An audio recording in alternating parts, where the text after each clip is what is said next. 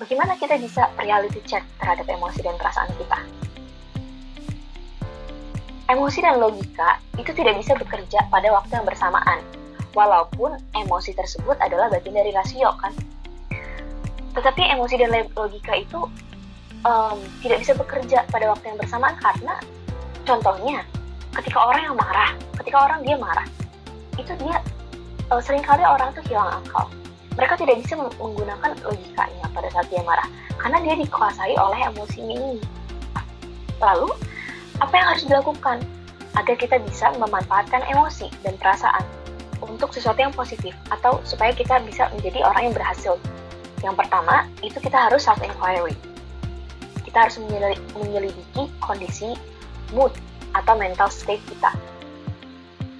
Karena kenapa? Karena kondisi mood atau mental itu sangat mempengaruhi proses pikiran masuk ke pikiran sadar, ke pikiran conscious kita. Apa sih maksudnya? Maksudnya adalah, coba bayangin, ketika mood kamu buruk, ketika kamu sedang mengalami hal yang mengecewakan kamu, pasti itu kan mengefek mood kamu kan, itu mengefek suasana hati kamu.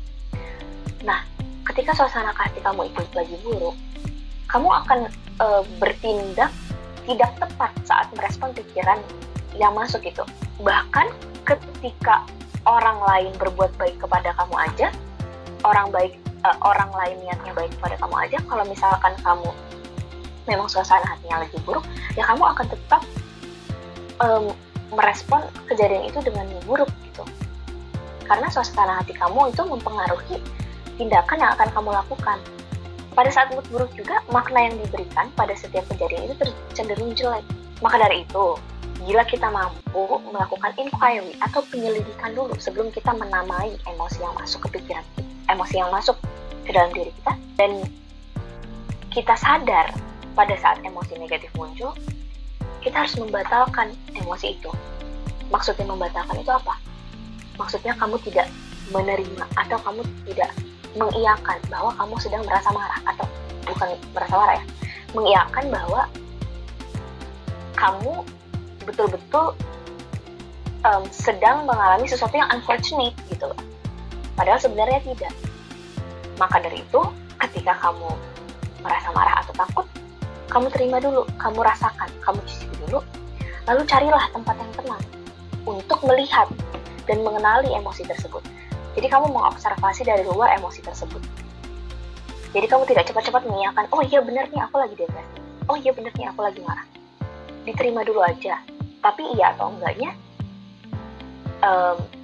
kamu tentukan setelah kamu mencari tempat yang tenang. Setelah kamu mencari tempat yang tenang, kamu bisa clear your mind, dan akhirnya kamu bisa membatalkan emosi tersebut.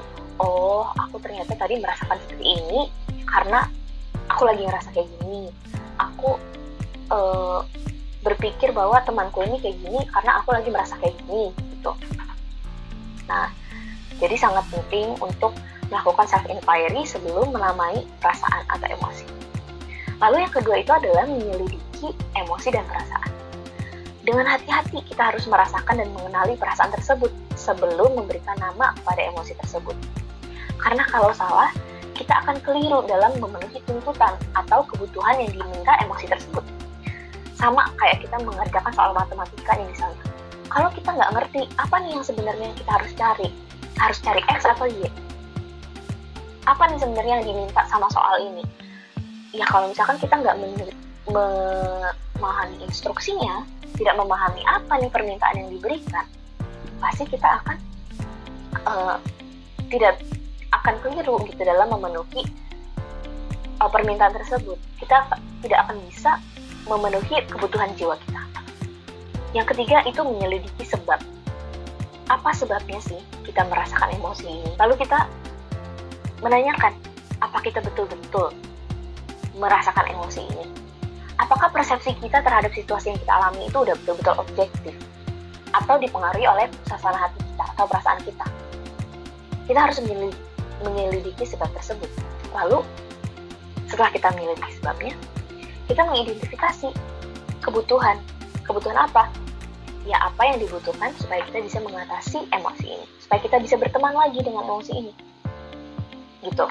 Nah, lalu Yang kelima, itu adalah memaafkan. Karena ada situasi di mana kita tidak bisa berbuat banyak untuk mengubah apapun, sehingga kita hanya bisa mencoba untuk memaafkan. Karena ada beberapa emosi yang betul-betul memang tidak bisa dipahami, yang betul-betul memang ya tidak bisa dipikirkan gitu dengan rasional. Nah, pada saat seperti itu, kita hanya bisa memaafkan, kita hanya bisa let go gitu.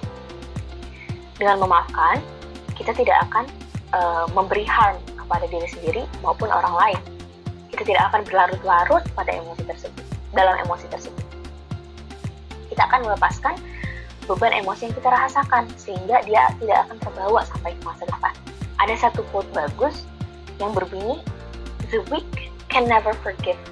Forgiveness is the attribute of the strong."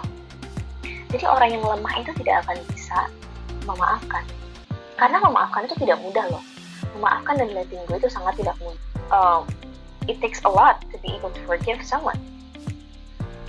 Dan maka dari itu, oleh karena itu, forgiveness is the attribute of the strong. Orang yang kuat itu bisa memaafkan.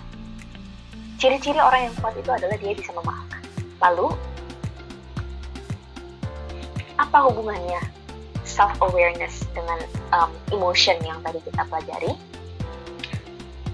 Bila kita pahami hubungan antara awareness dan mind kita, kesadaran itu merupakan suatu ruang. Jadi kita bayangin ya, ada ruangan. Ruangan kosong ini merupakan kesadaran. Lalu di tengah-tengahnya itu merupakan mind gitu. Nah, ketika ruang yang kotak ini menjadi sadar akan dirinya sendiri, dia sudah conscious, dia sudah self-conscious, dia sudah self-awareness akan dirinya sendiri, dia akan menjadi suatu kesadaran murni atau pure awareness. Mind itu pula akan menjadi suatu kesadaran murni. Dan ketika kita sudah menjadi pure awareness, ruang itu bisa menjadi I amness atau beingness. I amness itu merupakan hal yang netral.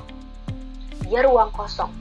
Di sana tidak ada ego dan attachment, tidak ada pikiran, tidak ada mind cloud. Dan ketika kita sudah bisa mengosongkan ego, ketika kita sudah merubah ruangan ini menjadi sesuatu yang pure awareness, sesuatu yang murni gitu, sesuatu yang sudah menjadi I amness gitu, kita tidak akan membiarkan pikiran kita terbawa oleh mind cloud, sesuatu yang datang dan pergi. Dan ketika kesadaran itu sudah murni, ruangan itu sudah menjadi pure awareness, sudah menjadi sadar akan dirinya sendiri, yang keluar itu akan yang keluar dari diri kita itu bukanlah rasa jiwa atau emosi, tetapi rasa hati atau intuisi gitu. Maka dari itu kita harus memberi ruang untuk kesadaran gitu. Kalau misalkan kita memberi ruang untuk kesadaran atau pure awareness ini, dia akan hadir dalam hidup kita. Maka dari itu, hari ini kita sudah belajar banyak, dan kita sudah belajar tentang emosi, kita sudah belajar tentang rasa marah dan takut. Karena mungkin hal ini terdengar trivial atau terdengar sepele, tetapi ini adalah hal yang sangat dekat dengan sehari-hari kita kan. Setiap hari kita merasa marah dan takut, tapi apa benar kita betul-betul merasa marah dan takut? Dan bagaimana kita bisa mengatasi emosi tersebut?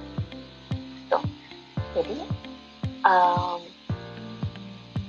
ingat bahwa semua rasa, semua emosi, termasuk rasa marah dan takut itu harus dicicipi, tapi jangan cepat-cepat memberikan nama dulu. Jangan cepat-cepat memberikan nama, oh ini negatif, ini positif, ini emosi yang negatif, ini emosi yang positif. Sebelum kamu memberikan nama kepada rasa tersebut, karena rasa marah dan takut itu juga bisa positif kan. Sebelum kamu memberikan nama pada rasa tersebut, carilah tempat yang tenang untuk kamu mengobservasi perasaan yang masuk, perasaan yang muncul tersebut. Kamu observasi dan kamu selidiki, kamu lakukan self-inquiry, kamu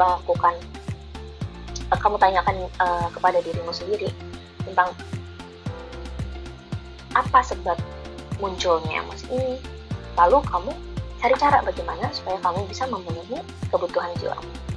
Nah, sekian dari saya. Mohon maaf apabila ada kesalahan dalam berkata. Assalamualaikum warahmatullahi wabarakatuh.